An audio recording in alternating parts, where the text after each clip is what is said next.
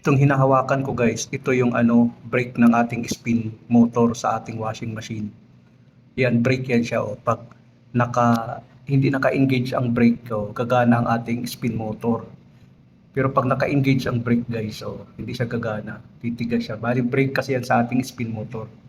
Yan yung spin motor natin guys. Tapos ang niyan, ang diagram niyan, ang blue ang line 2, tapos ang red naman nakakabit ang capacitor, yan ang line 1. Tapos ang yellow naman nakakabit din doon ang capacitor para sa ating motor na yan. Yun ang connection niya guys. Madali lang sundan, diyan mo lang tignan yung indication niya. Ready to install na yan guys sa ating spin motor, sa ating washing machine.